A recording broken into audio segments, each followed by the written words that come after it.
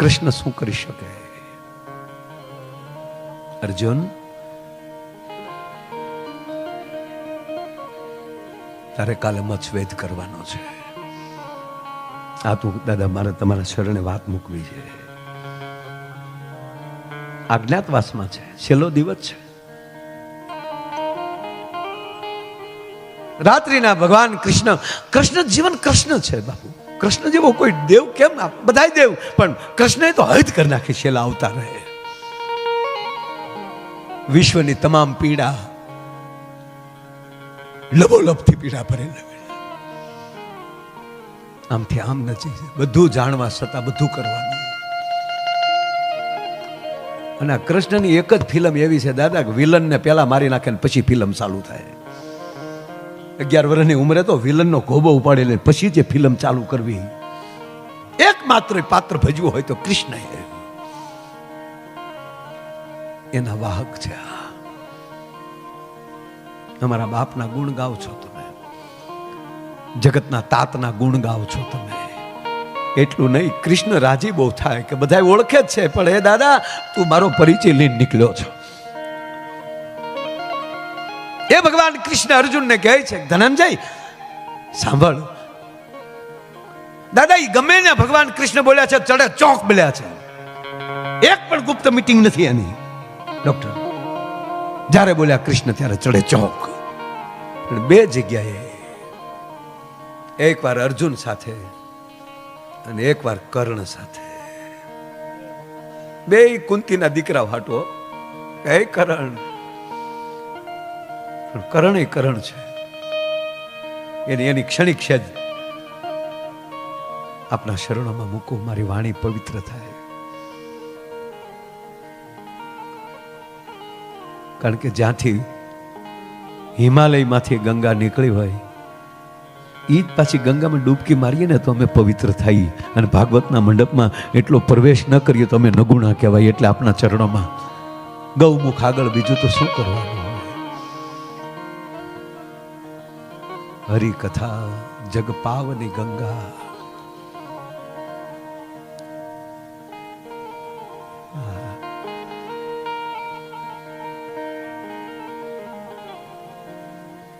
એક વાત મને બહુ ગમે છે. કર્ણ કહે છે, નારાયણ આપે કીધું તારા મુખમાં યજ્ઞ કુંડ છે, અમારી અસત્ય નીકળે જ નહીં. પણ માની લ્યો કે હું આવી જાઉં, હું હસ્તિનાપુરનો રાજા થઈ જાઉં, અર્જુન મારો સેનાપતિ બને, ધર્મ મારા સલાહકાર બને, સહદેવ ને નિકુળ મને સમર ઢોળે, મહારાણી દ્રૌપદી હસ્તિનાપુરની સેનામાં મહારાણીના કક્ષમાં બેઠી હોય, આપ કહો છો કે હે કર્ણ, આ જગતમાં આવી રૂપાળી એક પણ પછી રાજસભા ન બની શકે. આવું કૃષ્ણ બોલ્યા છે કે કર્ણ કલ્પના તો કર, આવી જગતની કઈ આવી રાજ્યસભા બને. હું સમજુ છું, પણ હું દુર્યોધનના ઋણમાં છું. બહુ મોટી ચર્ચા, એ બધી ચર્ચા આવી, પણ છેલ્લે કહે છે કર્ણ બધું માની લઉં કૃષ્ણ, પણ તમે જે માટે આવ્યા એ થશે. યદા યદા હિ ધર્મસ્ય જ્ઞાન નિર્ભવતિ ભારતમ અવયુત્થાનામ ધર્મસ્ય તદાત્માનમ સુજામ્યહમ પરિત્રાણાય સાધુનામ વિનાચાય ચ દુષ્કૃતમ. હું તારી ભેગો આવું નારાયણ તો તું દુષ્કૃત્યોનો વિનાશ કરી શકીશ. યુદ્ધ થશે. આ દુર્યોધન કૃષ્ણ પકડ્યો નથી રહેતો, એનું કારણ શું? કે કર્ણ તું તો સાંભળી લો કે નારાયણ હું તમારી ભેગો આવી જાઉં તો દુર્યોધન લડે ખરો? તાકે ન લડે. ન લડે તો યુદ્ધ થાય? તાકે ન થાય. અને યુદ્ધ ન થાય તો દુષ્કૃત્યનો નાશ થાય? તાકે ન થાય. નારાયણ તે જે માટે અવતાર લીધો એ અવતારને સિદ્ધ કરવા માટે હવે કર્ણને બલિદાન ભલે દેવું પડે. આજ વચન આપું છું તમને કે અર્જુનને લડાવીને લેતા આવજો. હું અર્જુનનો વાળ વાંકો નહીં કરું, પણ તારા માટે આજ કર્ણ સમર્પિત થવા માટે તૈયાર છે. એને હથેળીમાં બાળે છે. શાબાશ કર્ણ, શાબાશ.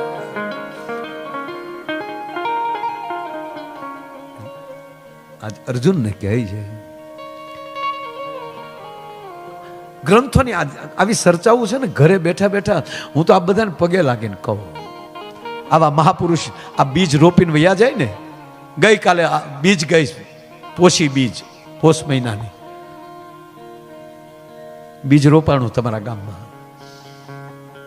ઘરે ઘરે ભાગવત રાખજો,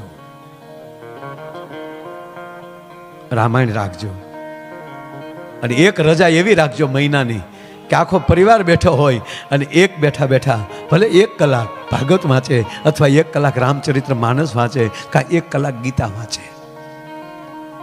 મનની પ્રશંસા, ચિત્તની શાંતિ, દિલની દાતારી, ગુમડાને રોજ એના ટાઢિયા તાવને ટાઢ હેરડા અંદરથી મળે ને ફૂટવા, તો પછી કેટલો ખર્ચો થાય માણસ ન જોવે, કાર્ય કરવું એ સિદ્ધ થાય છે. હા, પણ જો પૈસા તો એક અત્યારે વ્યવસ્થા છે, આ જીવન નથી. પણ પૈસાને જે માણસ જીવન બનાવતા શીખી જાય ને, એના પરિવારમાં આવી ભાગવત બેસે, એ પરિવારના બોર્ડ લાગે. વાત આ છે. તમે એમ કહો 4 કલાક એટલા જોક્સ બોલો તો ચાલે, સોયત્રા કાઢ નાખી. પણ જ્યારે કથા મંડપમાં જ્યારે બેઠા છીએ, અને અત્યારે તો હરિભાઈ આપને હા બેસવું ત્યાં સુધી મને ખબર હોય ને સમયની, એટલે હરિભાઈ બધાએ હાજરી આપી. આપણા MP શ્રી, તાળીઓથી આપણે એમને વધાવો. આપણો ખૂબ ખૂબ આભાર. પટેલ પરિવાર વતી, આપનો કાંતિભાઈ પરિવાર વતી પણ આભાર માનું છું, અને પૂજ્ય દાદાના પૂરા સ્ટાફ વતી પણ આપનો હરિભાઈ અહીંથી હાર્દિક હાર્દિક સ્વાગત. આપનો ખૂબ ખૂબ આભાર. હા, ખરેખર સારા નેતા મળે ને તો એ વિસ્તાર ભાગશાળી કહેવાય. હા, બાકી તો એવું ન માનતા કે બધે હારા હોય. અમારા અમુક વિસ્તારમાં હજી ક્યાં ધારાસભ્યો નાતા નથી, બોલો.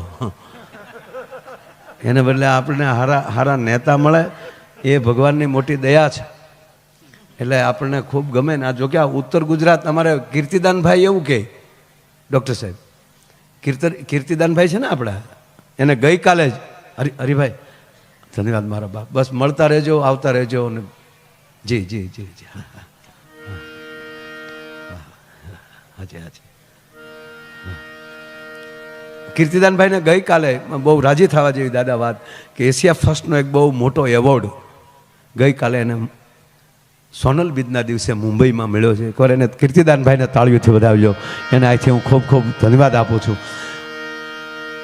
એટલે એ ઘણીવાર કહે આપણને કે આ ઉત્તર ગુજરાત નથી, ઉત્તમ ગુજરાત છે. આપણું ઉત્તમ ગુજરાત છે. કારણ કે કોઈ ગામ એવું બાકી નથી કે જ્યાંમાં ઉમાનું મંદિર ન હોય. એટલું નહીં દાદા, ઉત્તર ગુજરાતના જેટલા ભાઈઓ અમેરિકામાં છે, ન્યાય એણે ઉમિયા ધામ બનાવ્યા છે. સનાતનને છોડવાની કોઈ દી તેણે તૈયારી નથી કરી એના પરિવારે. અને બીજી વાત એ છે કે જ્યાં દિવાળી આવે અને જ્યાં શરદ પૂર્ણિમા આવી જાય, નવરાત્રિ વહી જાય અને શરદ પૂર્ણિમા આવે, એટલે જ્યાં જે ગામડાના માણસો, જે ગામના વ્યક્તિઓ પરદેશોમાં જ્યાં વસે છે, વિશ્વમાં ખૂણે ખૂણેથી પોતાના વતનમાં આવે અને 1 મહિનો પોતાના ગામમાં રહી, એ શરદ પૂર્ણિમાથી લઈને દેવ દિવાળી સુધી 1 મહિનો જે ઉત્સવો કરે, એમાં કથા આવી જાય, યજ્ઞ આવી જાય. મેં એક વડીલને પૂછેલું, મેં કીધું તમે આ બહુ સારું કરો. મને કે માયભાઈ એ માટે કે અમારા સંતાનો આવે ને તેને અમે જૂના ખોરડા દેખાડી, બેટા આ નળિયાવાળા મકાનમાં તારા બાપનો જન્મ થયો હતો, આ વતનને ભૂલી ન જાતો કોઈ દી ભલામણ. અરે દાદા, મને જે એટેક આવેલો, જે ચાલુ પ્રોગ્રામે, એ ગામમાં નહીં પણ ખૂબ માણસો અમેરિકામાં, અને સુનીતાજીનું ગામ, સુનીતા વિલિયમ, અને એ જુલાસણના ચોકમાં માં જગદંબા બેઠી ને, એને 2-5 વર્ષે 10 વર્ષે સુનીતાજી એના દર્શને આવે. અને હવે સાંભળજો, મારે એક વાત કરવી છે, એની યાદ ઓચિત આવ્યું કે આ તમારી કુળદેવીમાં તાકાત શું છે. સુનીતાજી આ વખતે છેલ્લે ગયા તો મહિનાનો જ એનો પ્રવાસ હતો. આકાશ યાત્રા મહિના કે 20 દિવસની હતી. પણ આપ જાણીએ છીએ કે યાન ખોવાઈ ગયું આકાશમાં, કનેક્શન ને કોન્ટેક્ટ તૂટી ગયા. 9.5 મહિના શૂન્યમાં ફેર્યા કર્યા લોકો દાદા. અને 9.5 મહિને પરત પાછા જ્યારે માતાજીની દયાથી પરત આવ્યા, તો એ લોકો જેટલા હતા એમાં સુનીતાજી એક જ આપણા ભારતીય, બાકી તો બધા ફોરેન બહારના હતા. અને એને મહિનો ટ્રીટમેન્ટ આપી ત્યારે એના અંગો માઇન્ડ સીધા થયા. અને જ્યારે એ સ્વચ્છ થયા ત્યારે એને પૂછવામાં આવ્યું, સાંભળજો બાપ, આ દેશની જગદંબા શું કરી શકે? તમારી માં ઉમા શું કરી શકે?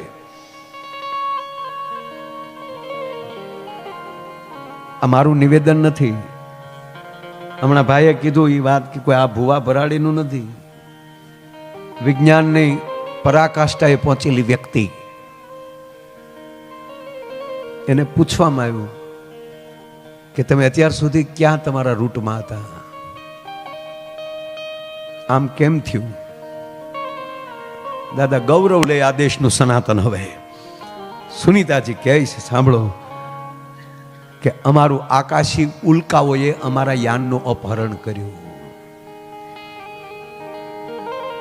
અને અમને બધે ગોળ ગોળ ફેરવ્યા, અમને ઘણા બધા લોક દેખાણા, પણ અમારી સિસ્ટમ કામ ન કરી શકી. અને છેલ્લે ઉલ્કાઓએ, આકાશી ઉલ્કાઓએ અમારા યાન ઉપર પ્રહાર ચાલુ કર્યા, નષ્ટ કરવાની કોશિશ કરી. ત્યારે એક ભારતની દીકરી ભાંગી પડી અને છેલ્લે કોઈ તાકાત ન દેખાણી.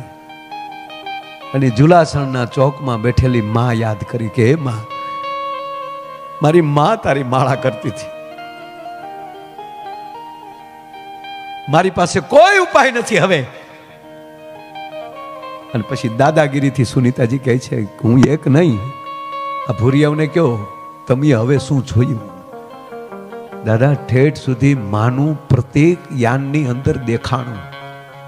અને દેવદૂતોએ આકાશી યાન ને તોડ્યા, ઉલ્કાઓ તોડી એને. અને જ્યાં સુધી પૃથ્વીના પેચમાં એનું યાન ન પહોંચ્યું ત્યાં સુધી માની પ્રતિમા એના યાનમાં એને દેખાણી. સાહેબ, આ રેકોર્ડિંગ થાય છે અને એક વિજ્ઞાનની પરાકાષ્ઠાએ પહોંચેલી વ્યક્તિ બાબત બોલું છું.